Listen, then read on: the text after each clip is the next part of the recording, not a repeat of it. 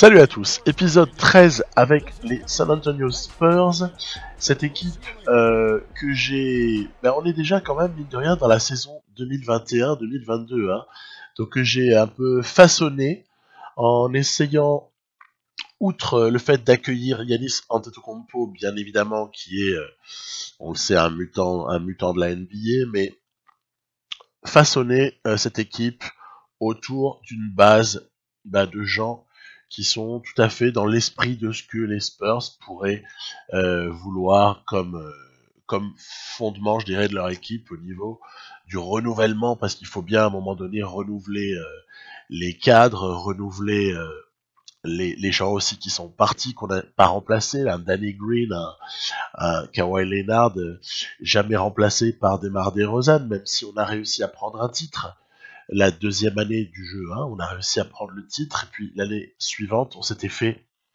un petit peu frustré par le Thunder de KC, avec notamment ce buzzer beater au Game 7 de Paul George. Donc, j'étais chercher Giannis Antetokounmpo, qui était free agent, qui ne voulait plus re-signer du côté des Bucks, où les choses s'étaient nettement moins bien passées que ce qu'on peut voir dans la réalité, où sous l'égide de Budenholzer, on a une équipe supra-compétitive autour de Giannis. Donc, absolument rien à voir dans cette partie.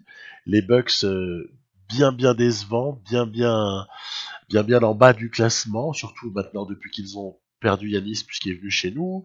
Pour info, DeRozan, il est allé du côté de Miami, qui avait du cap space.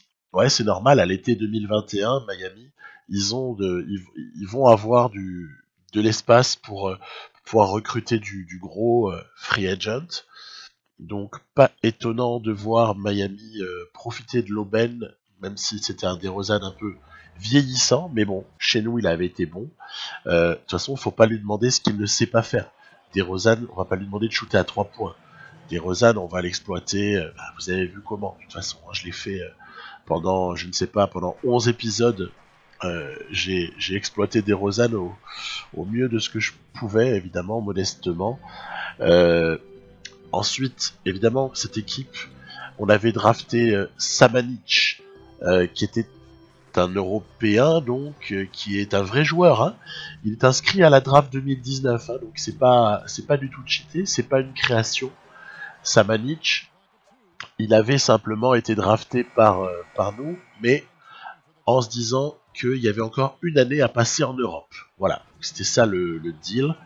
Et évidemment, ça fait donc finalement que sa deuxième saison qu'il joue avec nous, hein, puisque il a passé comme ça un certain temps, une année déjà avant d'être drafté, une année en Europe, et ensuite il nous a rejoint. Et c'est vrai que il y a un léger bug du jeu sur les Européens qui sont draftés et qui passent encore une année en Europe avant de rejoindre la franchise qui les a draftés. 14 contre pour Antetokounmpo sur ce match, un record absolu, quasi abusé. C'est un petit bug là qui veut que finalement vos Européens, certains vont se développer super bien pendant même que vous les avez pas encore. En gros, ils vont progresser alors que vous les avez pas encore accueillis, quoi. Hein.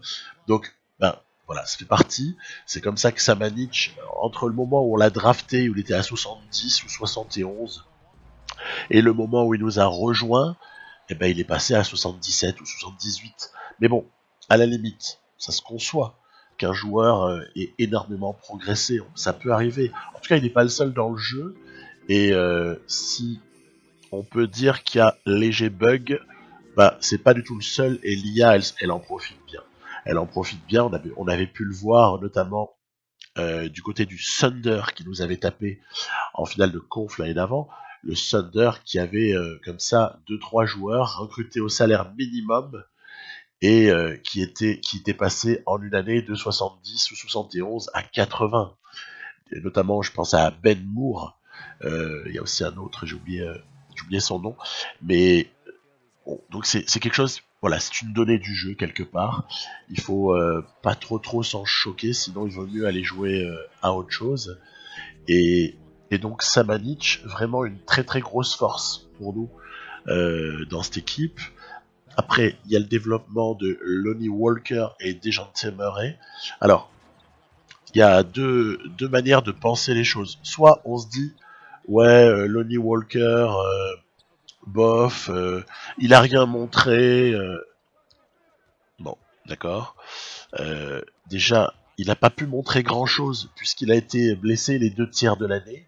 Ensuite, les Spurs étaient dans une lutte pour aller en playoff. Évidemment, en playoff aussi, il n'a pas eu énormément de temps de jeu. Il a surtout joué en garbage time. Ouais, d'accord. Est-ce que pour autant, il faut dire que Lonnie Walker, c'est un pari raté? Ben, absolument pas. Ça n'a absolument. C'est stupide de penser ça, surtout dans l'esprit Spurs, où on sait que les gars peuvent regarder White. Regardez White, comment le type, sur sa 2e année, s'est avéré tellement important et prendre un essor incroyable.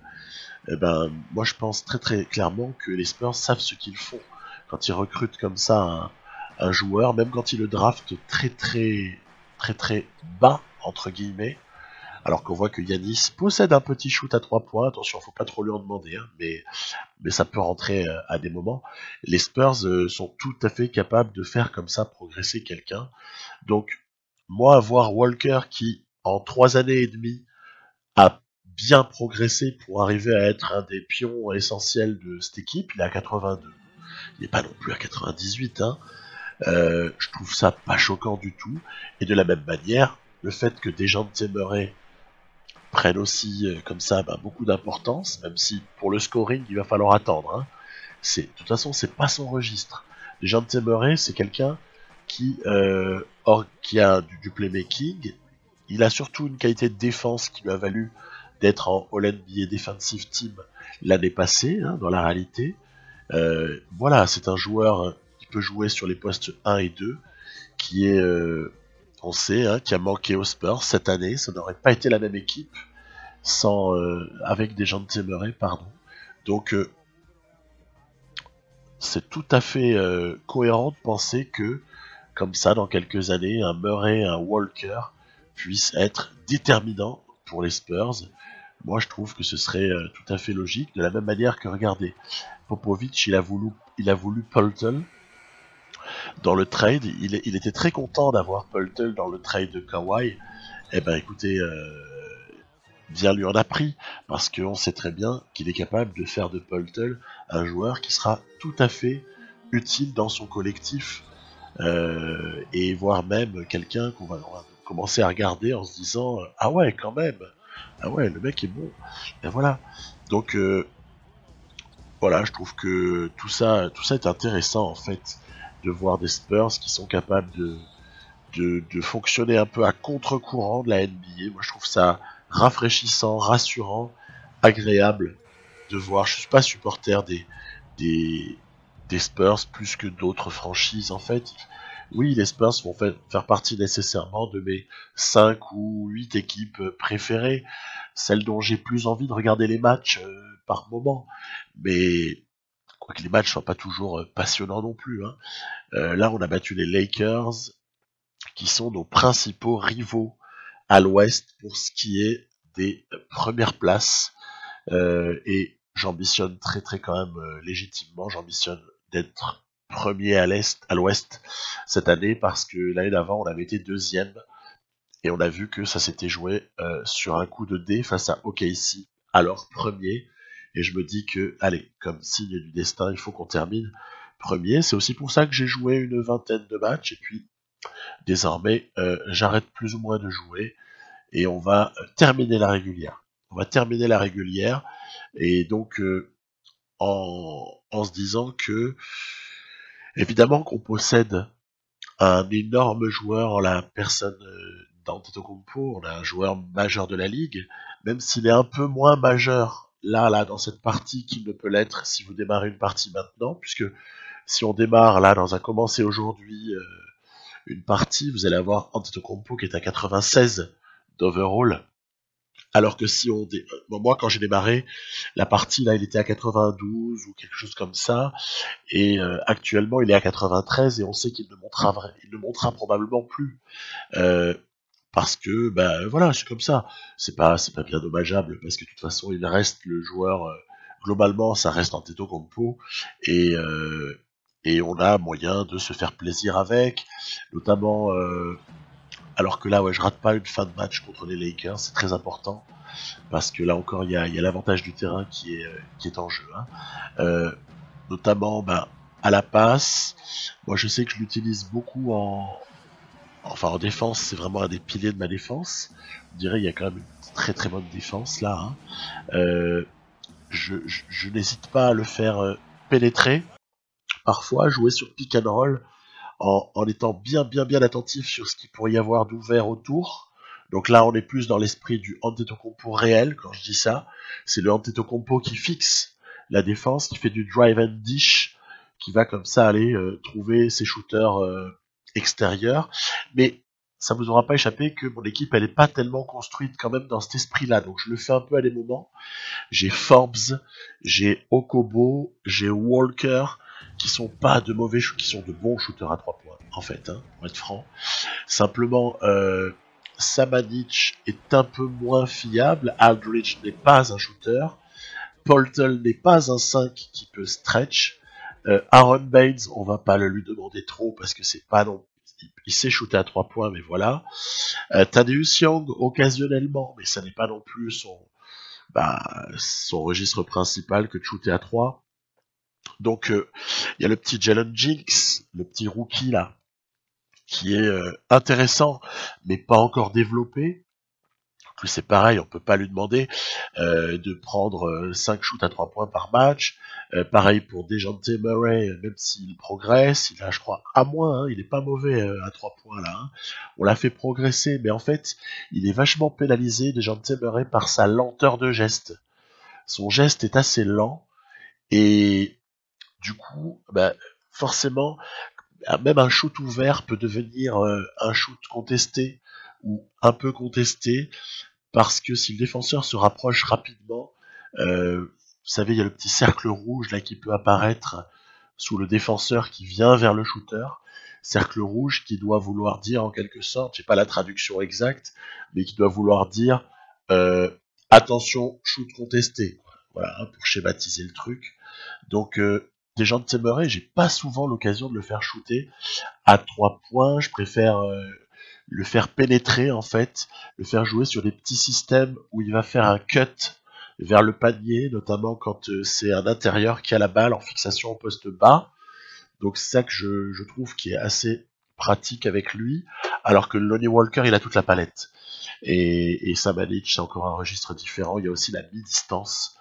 Mi-distance que j'utilise pas mal pour Samanic et Lamarcus Aldridge. J'ai déjà détaillé dans cette série, j'ai détaillé des systèmes qui me semblent essentiels pour lorsque vous voulez provoquer des shoots ouverts à 3 points. Il y avait notamment le Fist Trarip Floppy. Il y a j'ai aussi dit comment faire pour aller chercher des positions à l'intérieur, des shoots aussi à mi-distance. J'ai développé ces questions-là dans les épisodes précédents, je ne reviendrai pas dessus, sauf demande express, mais j'ai aussi fait un épisode spécial Playbook.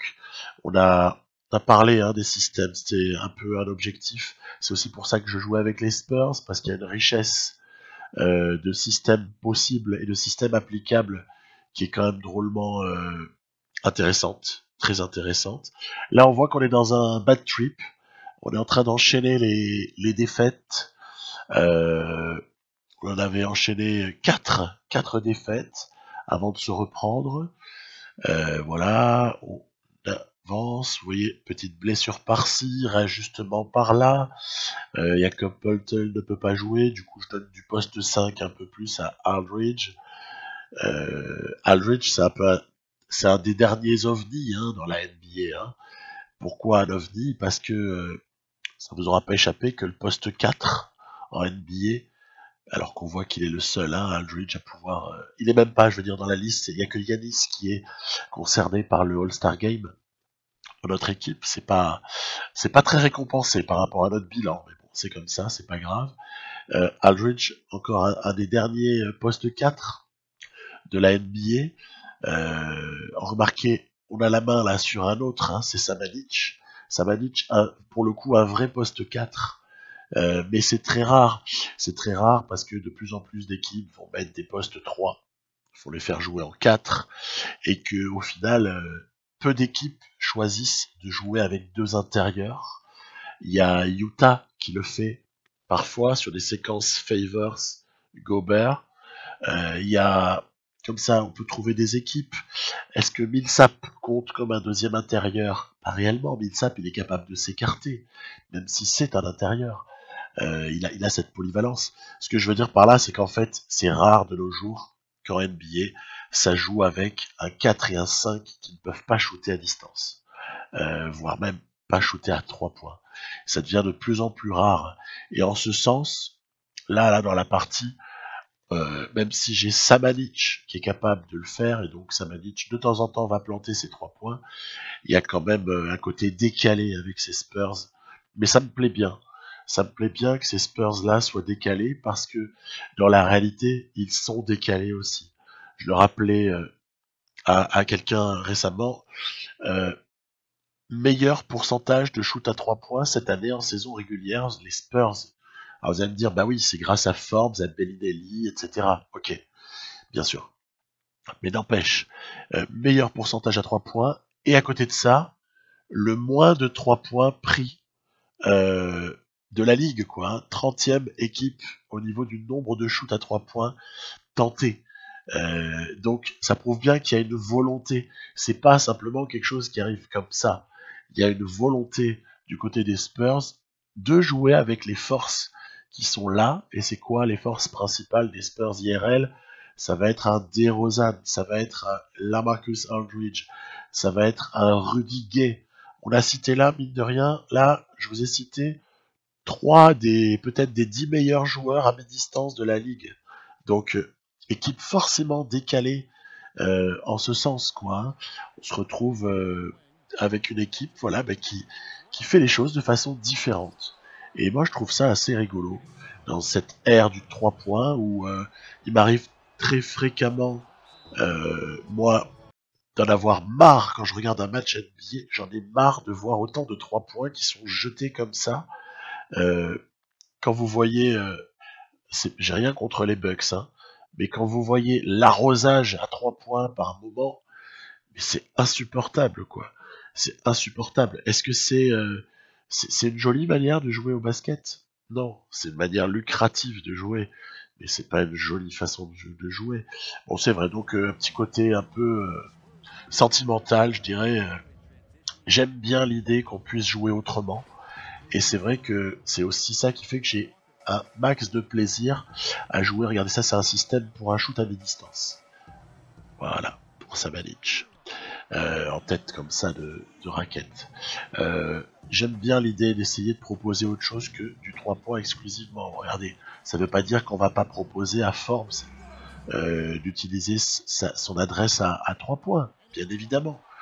Mais il faut pas faire que ça, quoi. Sinon, je trouve que c'est vraiment gavant et on perd plaisir quelque part au jeu. Regardez là, il y avait hop là une jolie possibilité de drive. Jinx, notre rookie, que je suis allé chercher pas dans une position pas si bien placé que ça, hein, Jinx. Hein. Je sais même pas s'il était top 10. Je crois, j'ai peut-être monté un échange parce qu'on avait oui, c'est ça, j'ai monté un échange à l'été précédent parce qu'on avait un Européen un peu cheaté qui était passé comme ça de 72 à 80. Et je l'ai envoyé à la New Orleans. En échange, ils m'ont filé un tour de draft. Regardez, c'est joli ça. En échange, ils m'ont filé un tour de draft loterie protégée pour l'année qui, pour la fin d'année, quoi. Ce qui veut dire qu'on aura 2 choix en 2022. Il y aura 2 choix de draft, mais qui seront pas très bien placés. Parce que les Pelicans, ils vont aller en playoff, donc on va l'avoir, hein, le deuxième choix. Mais ils vont. Puis on a notre choix à nous, hein, parce que chez les Spurs, on échange rarement son tour de draft. Son premier choix, on l'échange pas trop. Du coup, ben, je l'ai gardé, moi, par principe. Puis, de toute façon, j'ai monté un minimum de trade dans cette partie. J'ai fait quasiment aucun trade, sauf quand, pour le bien du joueur, j'estimais qu'il fallait qu'on le libère, et c'était le cas pour ce jeune français d'ailleurs, hein, que j'avais comme ça drafté. Il avait passé une année en Europe, et puis après il nous avait rejoint. Et donc, voilà, je joue un dernier match, après tout le reste sera simulé, parce que j'ai envie de voir un peu face aux Warriors. Les Warriors, ils sont intéressants, parce que ils ont encore un joli noyau, alors que là, on a l'insolence totale de l'espèce de Uncle Drew. Regardez, il est assez amusant, ce type. Il a les cheveux blancs, il est jeune pourtant, il s'appelle Forbes aussi. Vous le verrez à plusieurs moments là dans les petites séquences que j'ai retenues. C'est le 12, voilà. Il est assez stupéfiant. Il remplace Klay Thompson qui doit être blessé très très probablement. Et ces Warriors, ils sont intéressants parce que mine de rien, ils présentent une menace. Hein. Ils ont toujours Durant, Curry, Thompson, Green, avec en plus un Bell, avec un Cody Zeller, avec un Daniel Theis, avec un Evans aussi, avec des joueurs comme ça qui ont progressé en fait, qui ont progressé ou qui se sont maintenus à un très bon niveau et qui font du coup que leur banc il est pas dégueu. Et honnêtement, pour les playoffs, il y a Quinn Cook aussi, je l'avais pas cité, mais il est aussi vachement intéressant. Il est à 80. Ils ont une belle équipe, ils ont une super belle équipe. Donc pour le coup, on a pris une branlée totale. Euh, Qu'est-ce qui n'a pas fonctionné? Je dirais que je me suis fait embêter dans l'exécution et aussi surprendre par ce Forbes là.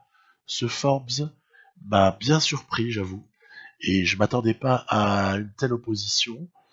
Donc voilà. Ensuite, on va redonner du temps de jeu à Okobo parce que Forbes est un peu cata en ce moment. Donc je vais relancer Okobo. Okobo, vous voyez là, on est fin janvier. Hein. J'étais à deux doigts d'accepter de le trader, bah, toujours sur le même principe, c'est-à-dire pas pour gagner quelque chose de cheaté. Non, pour le libérer dans la mesure où on le faisait pas jouer. C'était le seul objectif dans lequel j'aurais pu transférer Okobo. Et puis, il faut aussi dire qu'il est dans sa dernière année de contrat rookie. Donc après, il faudra prendre une décision à l'été. Et en définitive, je me suis dit, non, tu vas le faire jouer. Tu vas le faire jouer. Et tant pis, si on laisse partir contre rien à l'été, ah ben on laissera partir contre rien. C'est pas grave du tout. De toute façon, on a une très belle équipe. On aura deux choix de draft. Et puis déjà, rien qu'avec tous les joueurs présents, sauf Okobo, on est compétitif. Donc il n'y a pas vraiment de stress par rapport à ça. Vous apercevez par exemple un Danilo Gallinari, un Trevor Ariza, ceux qui n'apparaissent pas là dans la liste parce que ils sont 14e et 15e homme, c'est Danny Green, c'est Patty Mills. On a joué la fidélité à nos vieux. Et puis je suis allé comme ça chercher un Gallinari qui avait pas de proposition, mais en me disant, bah voilà, avec ses petits insignes, il va mentorer, il va nous entourer un peu des jeunes et puis il va faire du mentorat. Donc voilà, hein, vraiment toujours le côté, on crache pas sur les vieux parce qu'ils sont vieux. Au contraire, on est aux Spurs, on aime bien les vieux. Et on considère qu'ils sont compétitifs jusqu'à un certain âge, quoi. L'exemple type, c'est Lamarcus Aldridge que je fais certes sortir du banc, mais j'ai pas le choix parce que Samanic est quand même un meilleur joueur désormais. Mais Lamarcus Aldridge, c'est notre sixième homme, hein. C'est notre sixième homme. Il est entre 21, 24 et 27 minutes de temps de jeu, hein. Donc très très important dans la relation, dans la rotation. Voilà. Donc on va aller tout doucettement dépasser la trade deadline. On nous propose encore de derniers échanges, ce sera non. Vous voyez qu'en passant, j'ai aussi accepté des petits échanges par-ci par-là pour l'IA. Je préfère toujours contrôler ce qui est proposé et ce qui est fait, parce que je veux surtout pas de craquage absolu du style Rudy Gobert envoyé, je dis une bêtise, Rudy Gobert à Détroit comme deuxième pivot, quoi. Voilà, si vous voyez ce que je veux dire.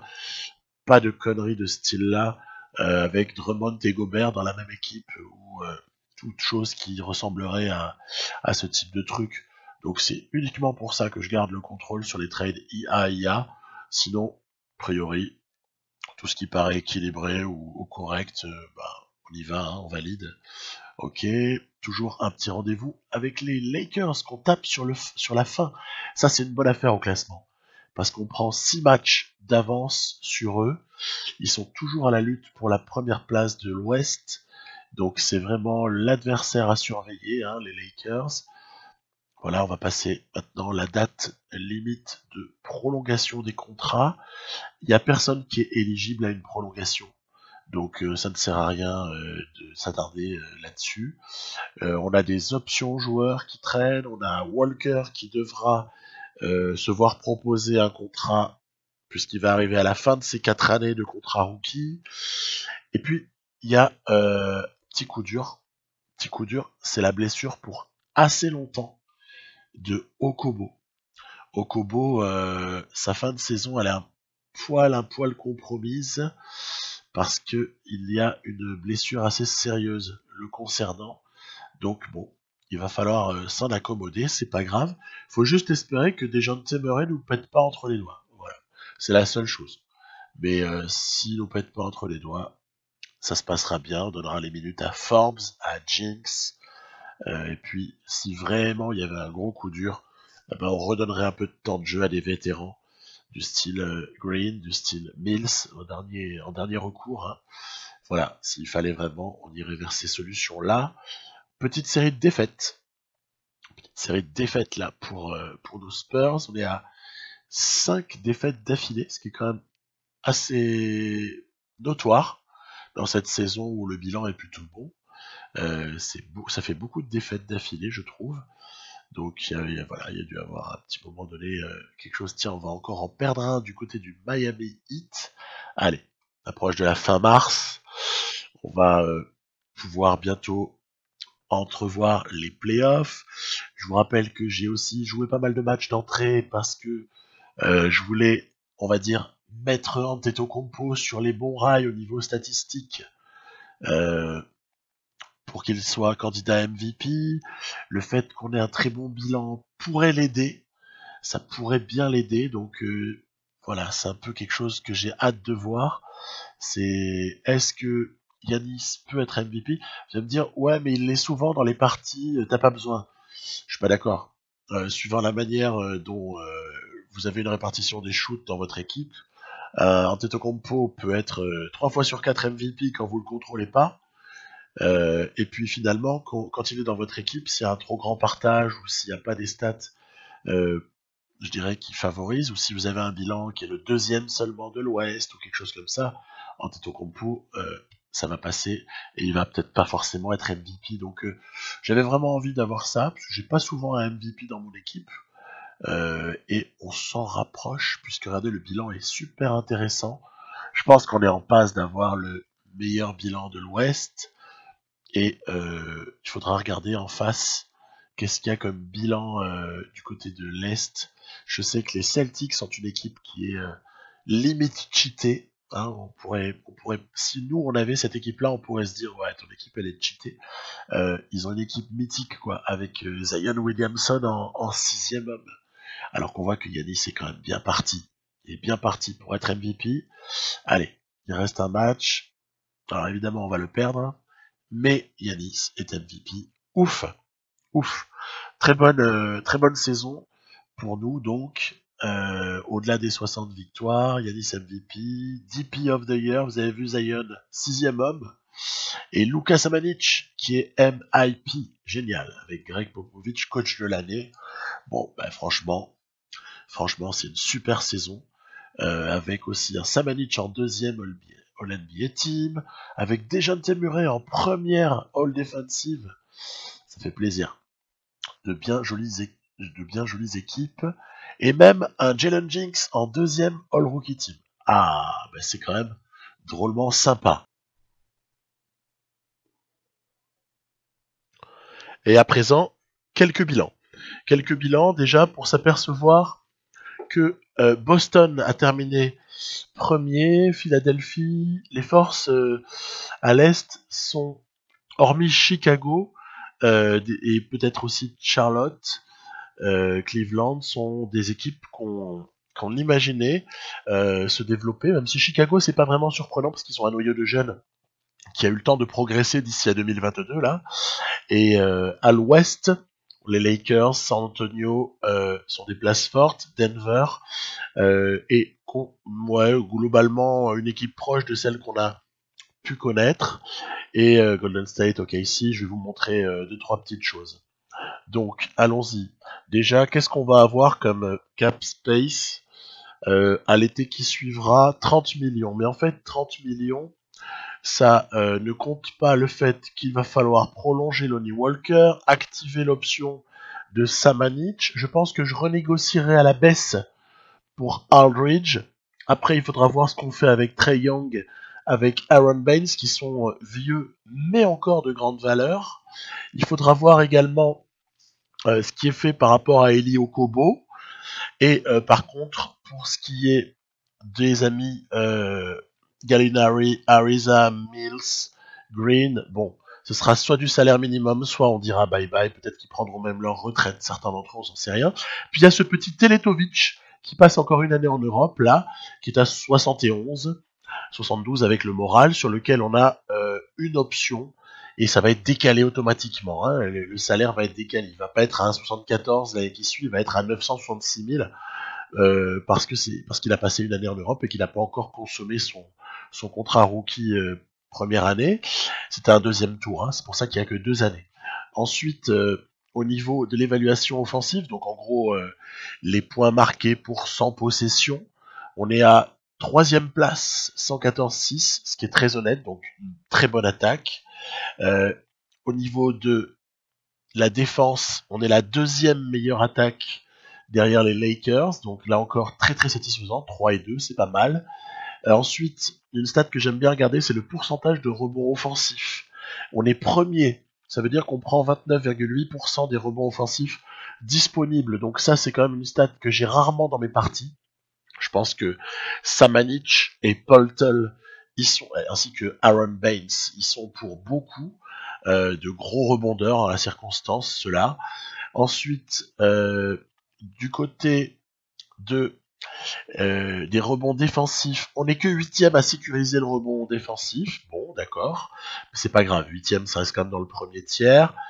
Et puis, aussi, un truc intéressant dont je parlais tout à l'heure, c'était l'histoire des 3 points tentés par match. On est dernier, ça me plaît bien. Ça me plaît bien, on est bel et bien dans le contre-courant que je voulais. 30e au niveau du nombre de 3 points shootés par match, et les Warriors sont premiers au niveau de l'adresse. On voit que les Trailblazers, ça envoie et plutôt avec un bon pourcentage. Hein. Et nous, on se retrouve 22e au niveau de l'adresse à 3 points. Bah pour le coup, on a raison de pas beaucoup shooter. Parce que 22e, ça justifie bien de pas insister trop là-dessus. Ensuite, les stats indives. On a notamment un Lonnie Walker à 22 points par match, ce qui est franchement magnifique. Un Murray en 12-6-6, qui est tout à fait ce que j'attends. Yanis, on l'a vu. Samanic en 16, 9 et 5, qui est vraiment super bilan. On a un Jinx qui fait une année rookie un petit peu sur la pointe des pieds. Il n'a pas eu non plus un temps de jeu exceptionnel, mais on voit que l'adresse au shoot, elle mérite qu'on le fasse bien travailler. Il faut vraiment développer ce gars, mais j'ai assez confiance. Il a déjà pas mal de badges en plus. Il a bénéficié de mentorat également. Et puis dans l'adversité, on a des Lakers autour de LeBron James. Alors le 88, c'est parce qu'il est blessé. Il joue blessé, mais ça devrait pas tarder à disparaître. Il n'est pas à 88, je vous rassure. Ball, Lamb, Kuzma, Dede Jordan en pivot, Ingram, Josh Hart, Avery Bradley. Pas mal. On comprend que l'équipe soit compétitive. Ensuite, de l'autre côté des États-Unis, des Celtics avec un Tatum à 92, Irving, Brown, Yabusele. On peut se demander pourquoi ils n'ont pas mis Zion en 4, mais bon, peut-être faudrait que j'aille faire Zion poste 4, mais des fois le jeu le fait automatiquement. Mais bon, voilà, il y a Smart, Horford, il y a ce Hutchins, ils ont visiblement bien drafté. Les Warriors, on en a parlé, tiens, retour de Klay Thompson. Et puis visiblement sur les postes 4 et 5, il y a une réelle rotation puisque tantôt ça va être Zeller ou Tice en 5. Là, ils nous ont mis un affront, mais qui est dû à quoi? Qui est dû au fait que Draymond Green et Jordan Bell sont un peu blessés. Espérons pour l'intérêt des playoffs qu'ils reviennent rapidement. Ensuite, de l'autre côté, encore une fois, on a notamment un Stacey Mercer qui vient compléter un 5 de départ des Sixers de toute beauté. Fultz 87, Butler 91, Simmons 92 et Embiid 93. On voit que Bolden au passage a un petit peu progressé, c'est toujours intéressant. On a aussi une autre force à l'Est, c'est le Magic avec un R.J. Barrett, un Jonathan Isaac, avec également un Mo Bamba. Et du coup, bah forcément, on a des Fournier et Gordon qui sont relégués sur le banc, donc assez intéressant tout ça. Et le Thunder avec un Diallo qui ne cesse de progresser, tant mieux. Un Ben Moore qui est assez pénible à jouer, c'est le moins qu'on puisse dire, et un Schroeder en sortie de banc qui est plutôt pas vilain, et un petit clone de Lou Williams, c'est le Lior Gadadinho. Alors celui-là, il est un peu, à des moments, c'est un feu follet, il est un peu incontrôlable, c'est un vrai danger, c'est un vrai danger. Et pour ce qui est des Rockets, vous voyez, ils se sont bien renforcés à l'aile. En plus, ils ont gardé Marquise Chris, alors que dans la réalité, il était allé à Cleveland, hein, et ils l'ont re-signé, donc ça en fait une équipe qui est redoutable au rebond, qui est pas trop mal pourvue sur les ailes, avec un petit Trey Jones aussi en backup de Paul, qui est un joueur assez intéressant. Et pour terminer, les Pelicans emmenés par Cam Reddish et Anthony Davis, ainsi qu'un Jacques Fratello en sortie de banc. Jacques Fratello, c'est celui-là qu'on a tradé à l'été précédent, on l'a envoyé pour pas grand-chose, pour une petite bouchée de pain, faut quand même l'avouer, mais c'est pas grave, c'est sympa. Et les Dallas Mavericks, ouais, qui ressemblent un peu à ce qu'on peut imaginer. De toute façon, je vous les ai montrés en vidéo. Notez la progression de Jalen Brunson, le fait que Smith se retrouve sur le banc, c'est assez étonnant. Un très bon Hunter en ailier fort, là, en sortie de banc. Un Carter, ils ont trop de meneurs, tiens. Ils ont trop de meneurs, eux. Voilà. Donc, il y aura des playoffs à jouer. Ça peut être très difficile. Ça peut être délicat. En plus, Dallas, j'avais pas trop envie de les croiser au premier tour, mais malheureusement, ce sera le cas. Et puis en face, vous avez vu Golden State OKC, le vainqueur en demi-finale de conf. Rien que ça. Donc on peut se dire que ça va être coquin, avec un premier tour pas évident, une demi-finale de conf très difficile, et si on retrouve les Lakers en finale de conf, ce sera carrément l'apothéose avant, qui sait, peut-être des Philadelphie ou bien Boston en finale NBA, si jamais on a le bonheur d'y aller. Voilà. C'était donc l'épisode 13, je vous dis à un de ces jours pour la suite. Dites-moi dans les commentaires si vous préférez que je revienne sur des choses plus actuelles, ou si cette partie, si vous êtes comme moi, vous trouvez aussi que cette partie, elle vaut quand même le coup d'être poussée, même si évidemment plein de choses ne ressemblent pas à ce qu'on a en NBA réel, mais ça c'est l'apanage de NBA 2K. Vous commencez une partie, après vous ne cessez de vous éloigner de ce qu'on a au niveau des équilibres NBA réels, quoi. C'est fatal. À bientôt, bye bye.